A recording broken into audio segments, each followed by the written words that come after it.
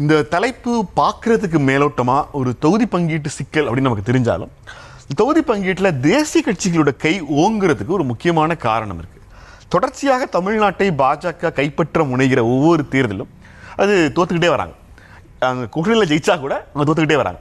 ஏறக்குறைய அதே ஸ்டேஜ் இப்போ காங்கிரஸ் திமுக கூட்டணியில் இருக்குது. நம்ம அவங்க 2 பேருக்கு அப்புறமா வருவோம். பாஜக இந்த முறை 80 தொகுதிகளை உங்களுக்கு கொடுக்கறதுங்கிறது சூஸ் த பெஸ்ட் ஆன்சர் கிடையாது. அந்த 80 தொகுதிகள்ங்கிறது 2024 அவங்க தனிச்சு போட்டியிட்டு அதிகமான சட்டப்பேரவை தொகுதி வாயிலாக அதிக வாக்குகளை பெற்ற தொகுதிகள். திருப்பரங்குன்றம் மாதிரியான சில சர்ச்சைக்குரிய இடங்களை அவங்க தயாரும் பண்ணுறாங்க. திமுக காங்கிரஸில் இருக்கிறது பியூர்லி நம்பரியம். அவங்க 2 பேருக்குள்ள பெரிய கொள்கை ரீதியான முரண்பாடுகள் இல்லை. ஆனால் அதிமுகவுக்குள்ள பாஜக எடுத்து வைக்கிற எந்த விஷயங்களையும் தமிழ்நாட்டுக்குள்ள அலோவ் பண்ணவும் முடியாது, அதை ஆதரிக்கவும் முடியாது. ஆனால் பாஜகவோட தான் கூட்டணிங்கிற ஒரு இருதலைக்குள்ள இடம்பா அதிமுக இருக்காங்க. இந்த நெருக்கடியை அதிமுக எப்படி சமாளிக்க போகுது? எங்களை பொறுத்த வரைக்கும் எந்த நெருக்கடியும் இல்லை. நாங்கள் எதிர்க்க வேண்டிய கொள்கைகளை எதிர்க்கிறோம், ஆதரிக்க வேண்டியதை ஆதரிக்கிறோம். தமிழக மக்களுக்கும் தமிழகத்திற்கும் எது நன்மை வைக்குமோ அதை ஆதரிக்கிறோம். எது பிரச்சனை வரும் நாளைக்கு இருக்குது அப்படின்னா கண்டிப்பாக அதை எதிர்க்க வேண்டிய இடத்துல எதிர்க்கிறோம். அப்படி தான் நாங்கள் இது பண்ணிக்கிறோம். அதே மாதிரி சில இடத்துல இப்போ அவங்க அதிகப்படியாக சீட்டு கேட்குறாங்க அப்படின்னா அது அவங்களுடைய உரிமை.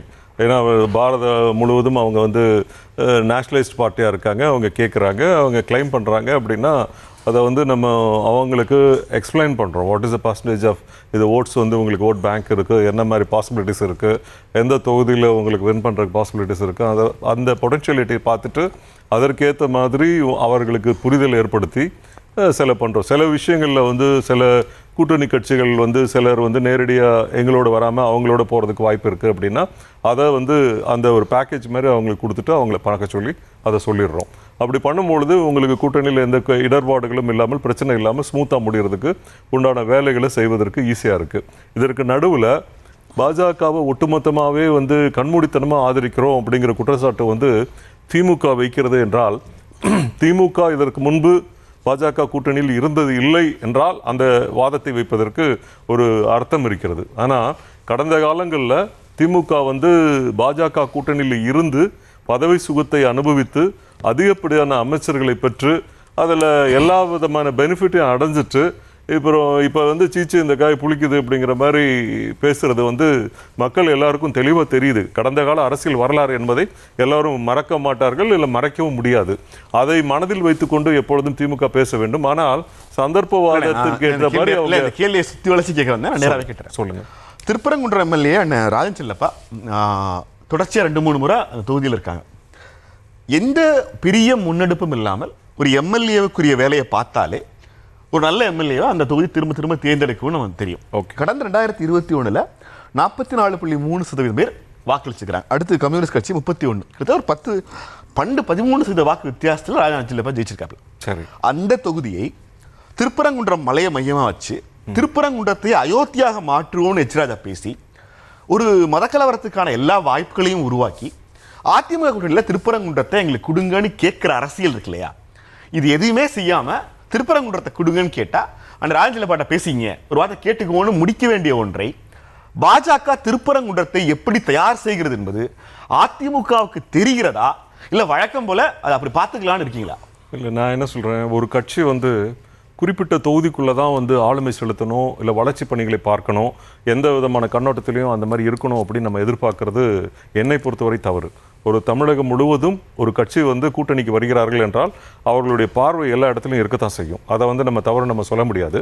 அதே போல் ஒரு பர்டிகுலர் தொகுதியை கேட்கறது அவர்களுடைய அடிப்படை உரிமை. அதே போல கொடுக்கலாமா வேண்டாமா முடிவு பண்ற அதிகாரம் குன்றம் இல்லை. அவங்க எந்த தொகுதி வேணாலும் கேட்கலாம். தொகுதியை தயார் செய்வதுங்கிறது ராஜஞ்செல்லப்பா ஒரு வேலை பார்க்கிறார், ரோடு போறாரு, மக்கள்கிட்ட போய் கேட்கிறாரு.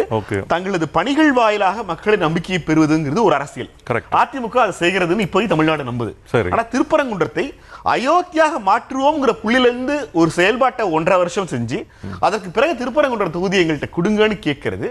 நீங்க அவங்களுக்கு திருப்பரங்குன்றத்தை கொடுத்தீங்கன்னா அடுத்தடுத்த எல்லா செயல்பாடும் இன்னும் ஒரு 174 மசூதி எடுத்து வச்சிருக்காங்க.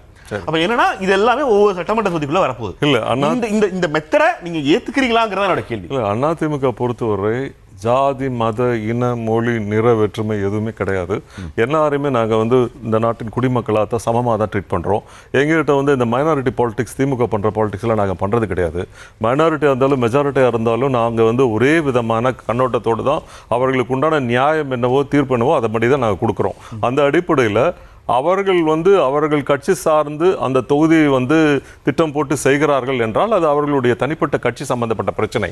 அதை கொடுப்பதா வேண்டாமா என்ற முடிவு எடுப்பது அதிமுகவினுடைய தலைமை எடுக்க வேண்டிய முடிவு. நாங்க சொல்ற இடத்துல கார்த்திகை தீபத்தை ஏத்த விடலன்னு நடத்துற போராட்டத்துல எம்எல்ஏ கலந்துக்கும் போது அவங்க அதிமுகவோட பிரச்சனை இல்லாம போகும். இல்ல அவங்க கட்சியோட ஆங்கிள் பாக்குறத வந்து ஒரு கூட்டணியில் இருக்கிறேன் என்ற காரணத்திற்காக இந்த வகையில தான் நீங்க பார்க்கணும், இப்படிதான் செய்யணும், இப்படிதான் நடந்துக்கணும்னு சொல்லி நாங்கள் யாரும் இன்ஸ்ட்ரக்ட் பண்ண முடியாது. அது எங்கள் கட்சிக்கு இருக்கிறவங்களை மட்டும்தான் நாங்கள் அந்த மாதிரி இன்ஸ்ட்ரக்ட் பண்ண முடியும். பாஜகவை சேர்ந்தவர்களும் எங்களை இன்ஸ்ட்ரக்ட் பண்ண முடியாது. அதே மாதிரி நாங்களும் அவங்கள இந்த மாதிரி இப்படி தான் நீங்கள் நடந்துக்கணும், இப்படி தான் பண்ணணும்னு சொல்லி இன்ஸ்ட்ரக்ட் பண்ண முடியாது. அவங்களுடைய பாஜக ஒரு புள்ளி புள்ளியா வச்சு கோலம் போட்டு போறாங்க. நீங்க முருகன் மாநாட்டுக்கு ஆட்களை அனுப்பி அங்க பெரியாரும் அண்ணாவும் கேவலப்படுத்தப்பட்ட போது எங்களுக்கு தெரியாதுன்னு நீங்க, ஆனா அதற்கு பிறகு அடுத்து ஒரு பிரச்சனை வருது. திருப்பரங்குன்றத்தை கைப்பற்றுவதுங்கிறது வெறும் திருப்பரங்குன்ற எம்எல்ஏ தொகுதி சம்பந்தமானது இல்லைன்னு உங்களுக்கு தெரியும். எல்லாவற்றிலும் பங்கேற்று விட்டு எங்களுக்கு தெரியாது அடுத்த கட்சியை நாங்கள் எப்படி தலையிடுறதுங்கிறது என்ன மாதிரியான இது ஒரு அரசியல் நாகரிகம். அதாவது இப்போ திமுக கூட்டணி கட்சிகள் இருக்கிறார்கள், காங்கிரஸ்ல என்ன முடிவு எடுக்க வேண்டும் என்று திமுக வந்து இன்சிஸ்ட் பண்ணி நீங்க பண்ணுங்கன்னு இல்லை கம்யூனிஸ்டையோ இல்லை மீதி இருக்கிற கட்சியோ வந்து இப்போ கட்டாயப்படுத்த முடியுமா? கண்டிப்பா கட்டாயப்படுத்த முடியாது. இப்போ திருமாவளவன் வந்து ஒரு டயலாக் விடுறாரு, பேசுறாரு, அதை வந்து நீங்க கூட்டணியில் இருக்கீங்க இந்த மாதிரிலாம் பேசக்கூடாது அப்படின்னு வாய்ப்புட்டு போடுவதற்கு வாய்ப்பு இருக்கான்னு கேட்டால் கண்டிப்பா போட முடியாது. இப்போ கம்யூனிஸ்ட் கட்சி இருக்காங்க, ஆளும் கட்சியோட கூட்டணியில் இருக்காங்க, ஒரு அரசுக்கு எதிரான போராட்டம் நடத்த வேண்டிய சூழ்நிலை ஏற்படுகிறது. கூட்டணி தர்மத்தின் படி நீங்க வந்து போராட்டம் நடத்தக்கூடாதுன்னு சொன்னா அவங்க கட்சி காணாம போயிடும். அவங்க வந்து அதை நடத்தி தான் ஆகணும், பண்ணி தான் ஆகணும். தர்மாவே இருக்க முடியாது. என்னங்க போராட்டம் நடத்தக்கூடாது என்பது இல்ல, அது போல முதல்ல தர்மமா இருக்கு. அவர்களுடைய கட்சியிலிருந்து எடுக்கப்பட்ட முடிவின் அடிப்படையில் அவர்கள் செயல்படுவதை நாங்கள் தடுப்பதோ மாற்றி விடுவதோ செய்ய முடியாது. அதுல வந்து தமிழக மக்களுக்கோ இல்ல பாஜகவினுடைய ஒரு கொள்கை முடிவு அதிமுகவினுடைய முடிவுக்கு நேர் எதிராக இருந்தால் நிலைப்பாடு என்ன? உதாரணத்துக்கு இந்து சமய அறநிலையத்துறையை விட்டு தமிழக அரசு வெளியேற வேண்டும்ங்கிறது பாஜகவோட நிலைப்பாடு. அதிமுகவோட நிலைப்பாடு என்ன? அதாவது அவர்களுடைய கட்சி நிலைப்பாட்டை எங்களுடைய கட்சி நிலைப்பாட்டோடு ஒப்பிட்டு பேசுவது என்பதை தவறு. முதல்ல எங்களை பொறுத்த வரைக்கும் நான் தெளிவா ஒரே வார்த்தையில சொல்லிட்டேன், எல்லா மத மொழி இன நிற வேறுபாடற்ற அரசாகத்தான் கட்சியாகத்தான் அகில இந்திய அண்ணா திராவிட முன்னேற்ற கழகம் புரட்சித் தலைவர் அவர்களால் தோற்றுவிக்கப்பட்டது என்று சொல்லியிருக்கேன். இதற்கு நடுவில் இந்த கட்சி வந்து நேற்று தொடங்கிய கட்சி கிடையாது. 54வது ஆண்டில் அடியெடுத்து வைக்கிறது.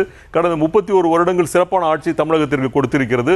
தொடர்ந்து 2 முறை 10 ஆண்டுகள் ஆட்சி செய்வதற்கு மக்கள் வந்து வாய்ப்பளித்திருக்கிறார்கள். திமுகவை எதிர்க்கட்சி அந்தஸ்திலிருந்து விரட்டும் அளவிற்கு எங்களுக்கு வாக்களித்திருக்கிறார்கள். வரலாற்றில் இப்படி ஒரு கேள்வியை எதிர்கொள்ள வேண்டிய சூழல் எம்ஜிஆருக்கும் ஜெயலலிதாவுக்கும் இல்லை.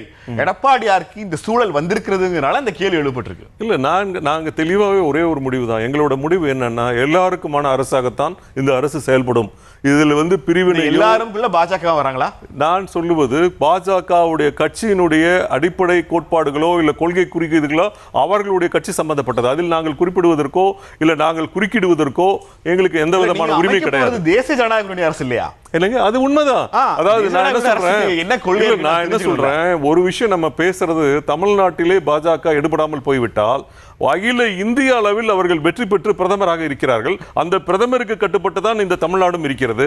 அதை ஏற்றுக்கொள்ளும் பொழுது இதை ஏற்றுக்கொள்வதில் என்ன பிரச்சனை இருக்கிறது சொல்லுங்க? நான் என்ன சொல்ல, தமிழக மக்களுடைய விருப்பை தெரிவிப்பதற்கு உங்களுக்கு தேர்தல் வாக்குறுதிகள் வந்து அது மட்டும் இல்லாமல் வாக்கு போடுகிற உரிமை கொடுத்திருக்கிறார்கள். அந்த உரிமையின் மூலமாக நீங்கள் தேர்ந்தெடுக்கிறீர்களா இல்லை நிராகரிக்கிறீர்களா என்பதை நீங்கள் செய்து கொண்டிருக்கிறீர்கள். அதற்காக மத்தியில் ஆளும் அரசு வந்து கூடவே கூடாது, இருக்கவே கூடாது என்று சொல்வதற்கு நமக்கு அந்த குறிப்பிட்ட எல்லை தமிழ்நாடை தாண்டி நம்ம எங்கேயும் போய் ஓட்டு போட முடியாது, நம்ம ஒரு வியூஸை காமிக்க முடியாது. ஒட்டுமொத்த எதிர்ப்பை வேணால் தெரிவிக்கலாம், ஆனால் ஒட்டுமொத்த இந்தியாவை தேர்ந்தெடுத்து அவர்களை பிரதமராக்கி இருக்கும் பொழுது நாம் அதை பற்றி யோசித்து அதற்கேற்ற போல நடந்து கொள்ள வேண்டும். அதே போல எங்கள் கட்சியினுடைய கொள்கைகளின் அடிப்படையில் பார்த்தால் மாநில அரசு மத்திய அரசோடு இணக்கமான போக்கோடு செயல்பட வேண்டும் என்பது அடிப்படையாக நாங்கள் எடுத்து இருக்கிற முடிவு. அந்த முடிவின் அடிப்படையில் நாங்கள் வந்து மத்திய அரசோடு இணக்கமாக இருக்கும் பொழுதுதான் தமிழகத்துக்கு தேவையான நிதி ஒதுக்கீடுகள் பெற முடியும், நல்ல திட்டங்களை கொண்டு வர முடியும் என்ற அடிப்படையில் தேவையானவற்றை ஆதரிக்கிறோம், தேவையில்லாதவற்றை எதிர்க்கிறோம். அதில் தெளிவான முடிவோடு தெளிவான செயல்பாடுகளோடு தான் எல்லா விதமான அறிக்கைகளும் கொடுக்கப்படுகிறது. அதே போல எங்கள் தலைவருடைய உரைகளிலும் தெளிவுபடுத்தப்பட்டிருக்கிறது.